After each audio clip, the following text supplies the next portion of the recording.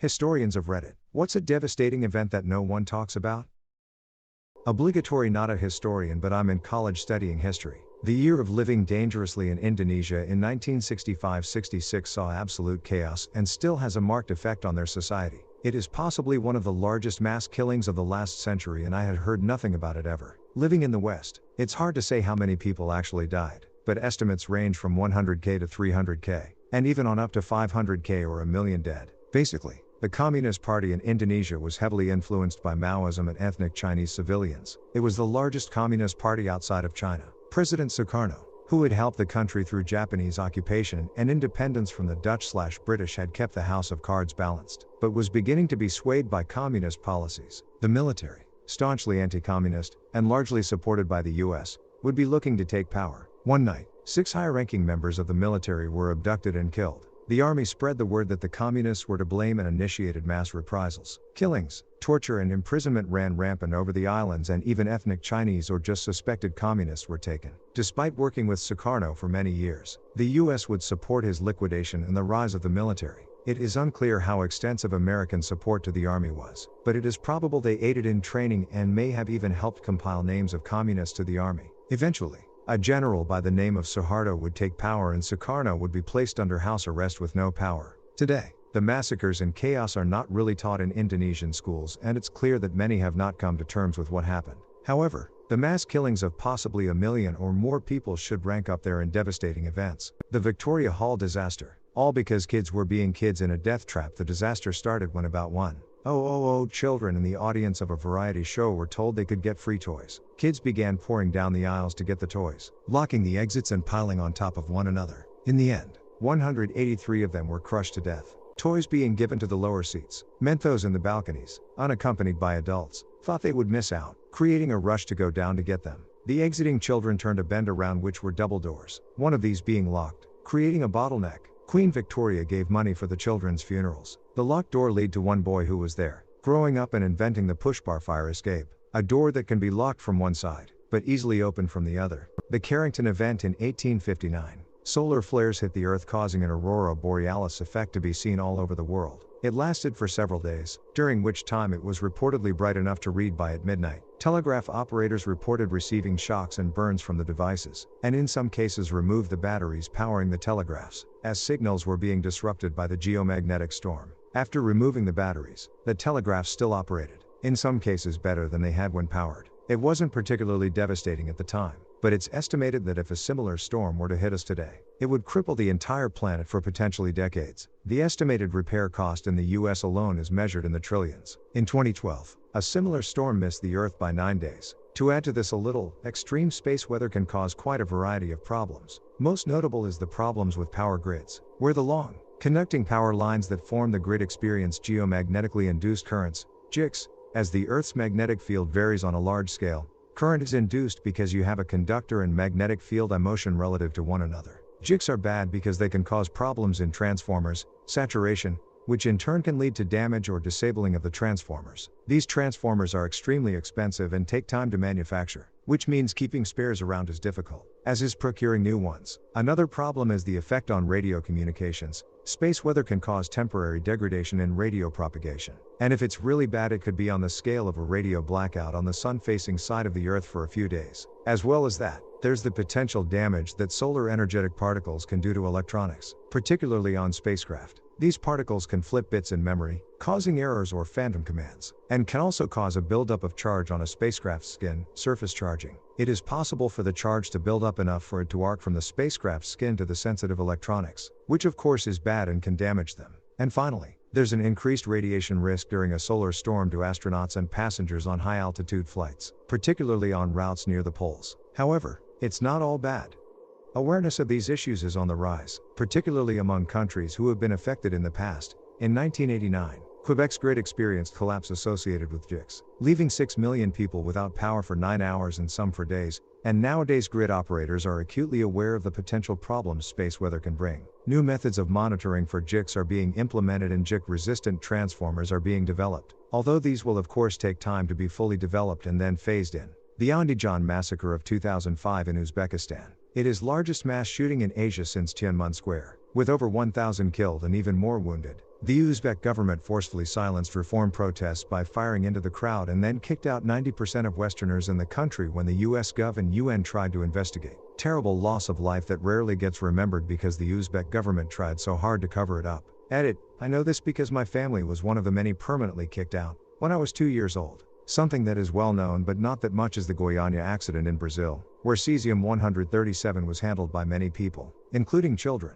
It is regarded as the worst radioactive incident to happen in Brazil. It was a radioactive contamination accident that happened on September 13, 1987 after a radiotherapy machine from an abandoned hospital was illegally stripped for parts and said parts were stolen. On September 16, one of the thieves opened a cesium capsule and then on September 18 sold it to a scrapyard. At that same night the owner of the scrapyard saw a blue glow in the machine's parts, which was the cesium capsule that had been opened. Thinking it might be valuable, he brought it to his home. Over the next 3 days he invited friends and family to see the strange glowing substance. On September 21, one of his friends succeeded in freeing several rice-sized grains of the glowing material from the open capsule. He then started sharing some of them with friends and family. On September 25 the capsule was again sold to another scrapyard, although 1 day before the sale more dust was removed from the capsule by the scrapyard owner's brother. The brother then took the dust home and spread it on the concrete floor where later his daughter would play in, and with the dust she also ate. While sitting on the floor and dust particles fell on her food, contaminating it. One of the family members of the owner of the first scrapyard noticed that many people around her fell ill, and on September 28 she reclaimed the capsule from the second scrapyard and brought it to a hospital. In the morning of September 29 it was confirmed that the material was radioactive and the doctors persuaded authorities to take immediate action on the matter. The city, state, and national governments were all aware of the incident by the end of the day. News of the radiation incident was broadcast on local, national, and international media. Within days, nearly 130,000 people went to local hospitals concerned that they might have been exposed. Of those, only 250 were indeed contaminated, some with radioactive residue still on their skin. 4 of those people died, including a 6-year-old girl, the one that ate food that had been contaminated by dust particles. I'm not really a proper historian, but I feel the need to mention the Bronze Age collapse. It's not as though nobody talks about it at all, but considering how catastrophic it was, it doesn't get nearly enough attention. At this time civilizations were still pretty scarce, but the Eastern Mediterranean was full of them. We can't pinpoint an exact reason, but at some point it all fell apart. The Mycenaeans? Gone. The Hittites? Gone. The Minoans? Gone. The Egyptians? Barely clinging on and having serious problems. There are many things that happened around that time in that general area that could be the culprit: volcanoes, earthquakes, drought, famine, war, and invasions from foreigners that came by boat that historians have named the Sea People because we have basically no idea where they came from. In reality, it was probably a combination of some or even all of them. Again, I'm not a proper historian by any means, but this is what I heard. Actual historians, feel free to correct any mistakes or mention something I missed. The Hittites are especially interesting since we had no hard evidence for them till the 19th century. The only mention of them was the Bible, and people thought there was no way a nation as powerful as described could just up and vanish, so it had to be mythological. The lo and behold big old Bronze Age empire. This is fairly recent, started in 1998 and ended in 2003, but the Second Congo War. It's the deadliest conflict since World War II with about 5.4 million deaths, a vast majority of them due to malnutrition and disease. Edit. Glad to see this post getting so much attention. As some of you mentioned, a lot of African history is overlooked, so here are a few more 20th century African conflicts to look into if you are interested. Boer Wars, Mau Mau Uprising, Rhodesian Bush War, First and Second Liberian Civil War, Sierra Leone Civil War, Angolan Civil War, First and Second Sudanese Civil War, Somali Civil War, Eritrean Ethiopian War, Congo Crisis, Nigerian Civil War. Baghdad used to be one of the biggest and most vibrant cities in the world in the 1200s. Until the Mongols came, Baghdad did not recover its year 1200 population until the 1980s.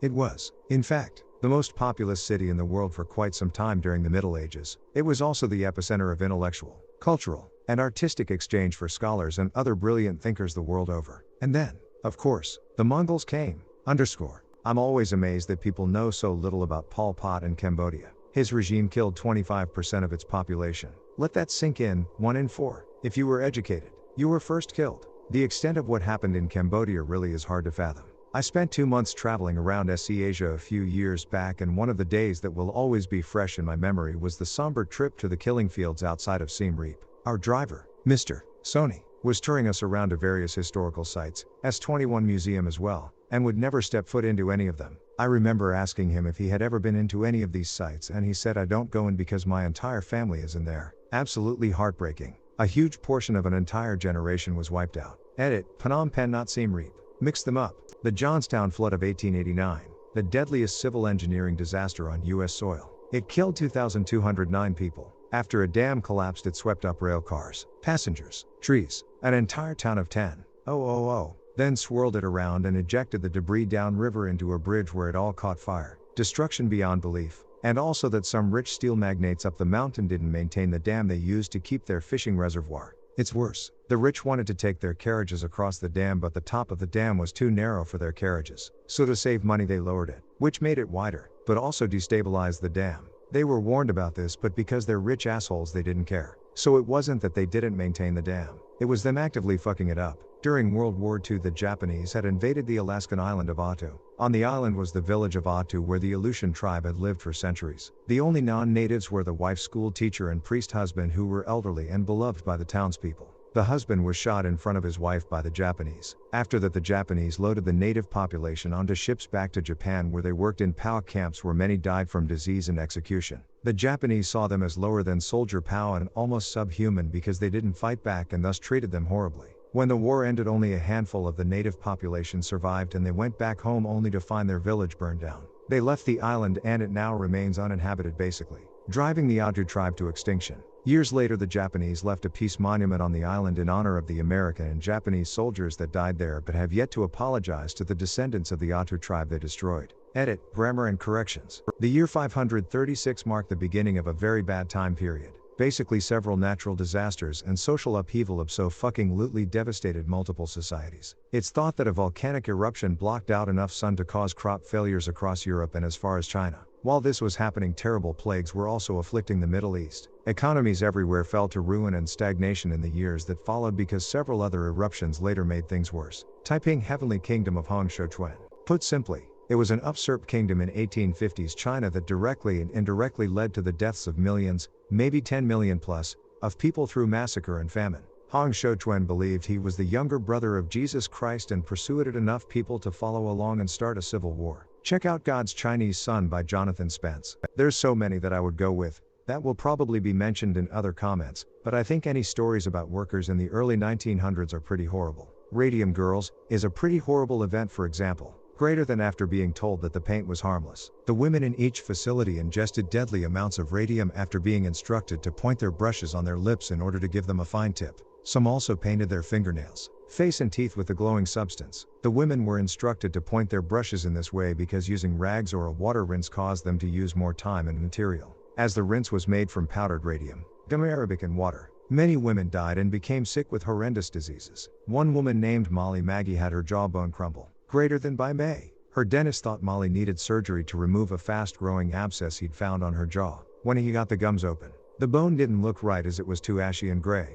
so he gently prodded it with his finger. To his shock and horror, the whole bone crumbled under his fingertip like ashes in a fireplace. Instead of removing a tumor, he wound up digging Molly's entire left jaw out with nothing but his fingers. Unbeknownst to him, the radium had perforated the bone cells and stripped them of calcium. It had, like a little machine gun, shredded the collagen inside the bone and left it as little more than a pile of splinters. There's also a great book on this called The Radium Girls, The Dark Story of American Shining Women by Kate Moore. This whole story is extremely depressing. Work in the 1800s and early 1900s was pretty horrible for a lot of women, men and children. Brew wenches, female miners in the 19th century, you can look that up. Children in chimney sweeps, etc. The Mayan society and the lost scriptures that we still haven't found on top of the scriptures we still can't seem to decipher. I was fascinated with the story of the Osage Indians in the United States.